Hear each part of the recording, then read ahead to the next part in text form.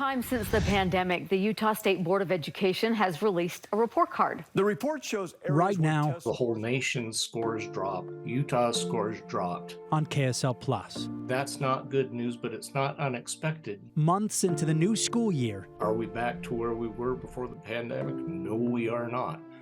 But we are showing signs of recovery. the impact of the pandemic on students is coming into focus. So that grade level is not performing like we would expect. What's known as the nation's report card is out. The National Assessment of Educational Progress tested thousands of 4th and 8th graders across the country this year, and the results are in.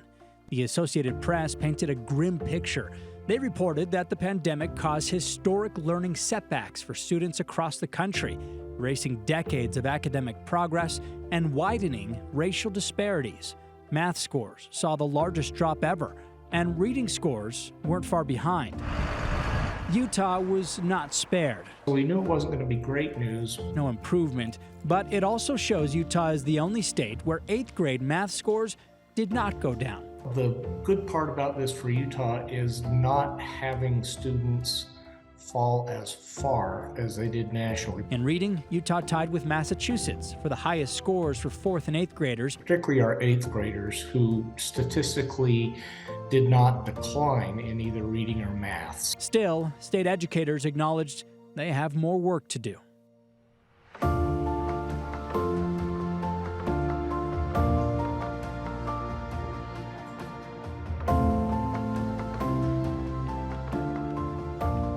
And you've talked to school officials and district officials, and what did you find? I'm Matt in your Rascone, reporting? and this week we go beyond the recent headline. Schools are seeing an attendance crisis right now. And really, it started last year. Tardies and absenteeism through the roof. Then look at what state educators call chronic absenteeism in Utah schools. So this is clearly more than just, I'm not feeling well. This is more like, I don't want to go to school at all. And the effect it's having on students. We contacted the largest school districts across the state. They report attendance differently, but generally, Granite, Alpine, Canyons, Davis, Provo, Nebo, Weber, and Washington all saw a dramatic spike last year in chronic absences. In many districts, chronic cases have doubled from the normal rates before the pandemic. Anecdotally, I'm hearing that kids will get up in the middle of math class and decide to leave. My They colleague don't Deanie come. Wimmer looked into They the think, problem. they've gotten used Here's to our being able to access conversation. things online. And so school is much more fluid, but you've got schools that are seeing absentee rates of around 30%, students that have hundreds of absences. And when you get to that point, it's hard on both the teacher and the student to carry on in a normal way. Students don't go to class. They come to our school and just kind of wander. John Gordillo used to be one of them. I was just outside with my friends. We were talking. We would just be there. He switched schools to the Alpine district after the pandemic. I started skipping a lot during then. It's probably when I first started, but then it just got worse and worse. And eventually, Maybe like 300 absences last school year, maybe like 100 tardies. When around you there. talk to these different officials and those who are concerned about this, what are they telling you about why all of these absences? A lot of it started in the pandemic. We did go through that significant period of time where we were doing things at home and things were a lot more flexible. School was much more fluid. You were in school, then you were out, then you were home quarantining, then you're back in, then you're sick, so you're not. And so students became more used to that but flexibility. school administrators say that's not the only reason students are skipping. They point here to the state capitol and recent changes. There were to changes Utah in law. Utah law. First one was that mental health is now a legitimate cause for absence. Number two is that parents don't need to provide a doctor's note in order to excuse their students to say they were sick. And number three, they stopped enforcing truancy laws. In many schools, there was a point at which you would be considered truant, and there was court consequences, and there was teeth. That went away. So they can no longer enforce truancy laws. Now, that expired this year. However, you have those three changes on top of a pandemic, which made school very fluid and got students used to, I can just get it online. And therein lies this ability for students to just think they can come and go when they want. And many times in many districts, like in Washington district, they say the biggest problem is parents know that there's no teeth. So they at will take their kids on a week vacation, 2-week vacations, knowing that that's within their realm to do that. What I think they do know is that there's no consequences. So there isn't that deterrent that they had in the past where they wouldn't want to wouldn't want to skip class because they're going to get in trouble for it. Not only they wouldn't get in trouble, but they'd miss schoolwork, Hmm. or they couldn't make it up. There's this perception that, well, whatever I need is going to be online. And so attending is optional. And what can you do to me anyway if I'm not there? And and for parents, it's easier to just excuse your student because they needed a mental health day, or they don't need to provide a doctor's note, that kind of thing. But as it turns out, in your reporting, you found even though there aren't those immediate consequences, that immediate discipline, I mean, clearly it's having an impact on students. Talk about that.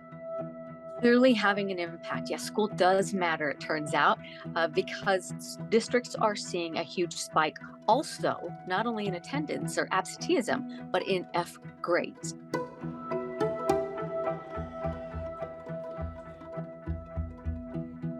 Saw a pretty significant rise in Fs and Ds. Yeah, huge concern. In the Canyons district, comparing the year before the pandemic to last year, F grades increased 73% among ninth graders and 74% among 10th graders. In Provo, F grades shot up about the same among juniors and seniors.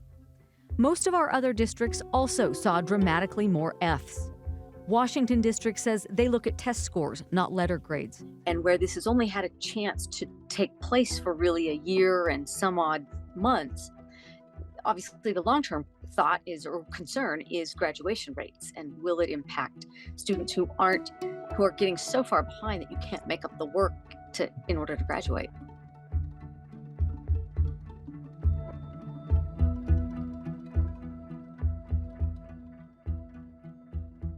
They're not earning the credit that is needed to graduate high school. Putting themselves in a positive position for scholarships and college admissions and that sort of thing is important too. So all of those things have led school districts to do some pretty drastic things to get students to start coming to class. I was actually surprised at how many attendance issues we are having. Students like Cameron are peer judges who try to help those students with chronic absences work through problems or obstacles. We kind of sympathize. They'll tell us their side, like, oh, I understand, I do the same thing, but this is why I do it, and this is why I keep going to class, and this is what motivates me, and then we'll talk about what we can find that would motivate them to class. In Granite District, many schools are accommodating a late start option. We've seen a number of parents starting to exercise, hey, I'm going to let my kid take an online class that first period, and they can sleep in a little bit longer.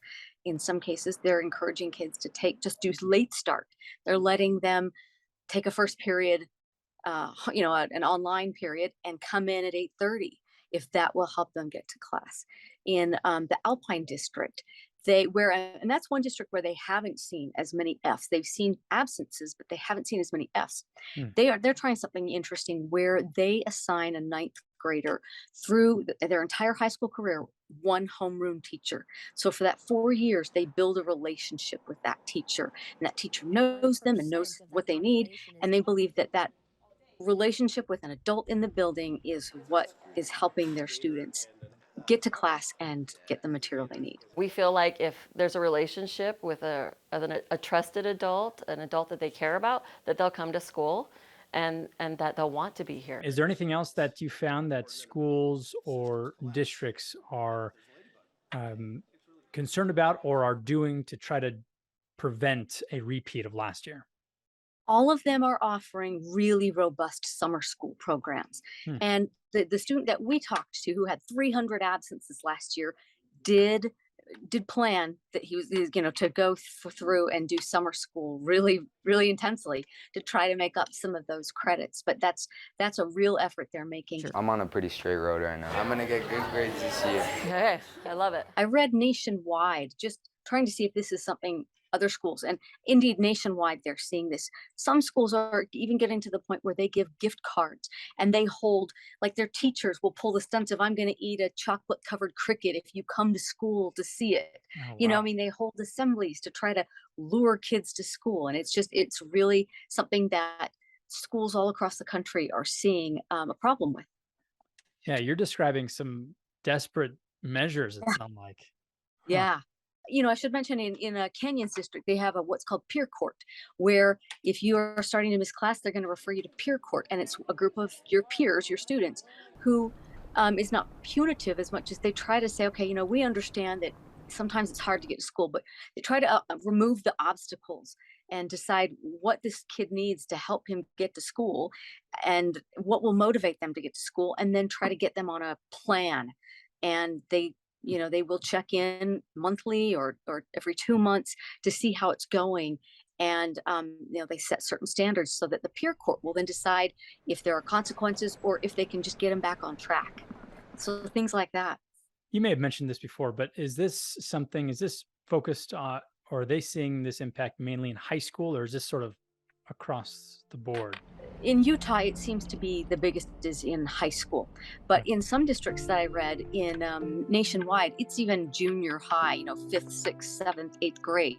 And so hence why the gift cards and the crazy assemblies to get kids to come to school, that was some of their strategies because they were seeing it in younger grades even. Yeah, and I would assume as you're talking to the school officials that their message is just as much to the parents as to their students. Yes. So, Yes. In fact, all through all of the districts that I talked to in Utah, one of their messages was, if there's a parent and you're struggling with your kid to get them to school, call us, work with us, brainstorm with us. We'll work with you, because they realize that in some cases parents feel as helpless as anything because can't force your kid to get out of school and get out of bed to go to school some days. But they want to work with parents, and they're willing to work with parents if you reach out. And that was one of their messages.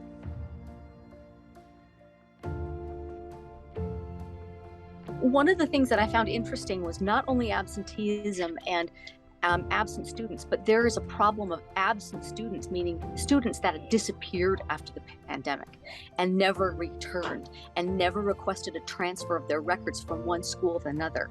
And when you look at it, there are thousands of them. It's not here and there, and they've recovered some of them. But there are hundreds of kids in different districts that just disappeared.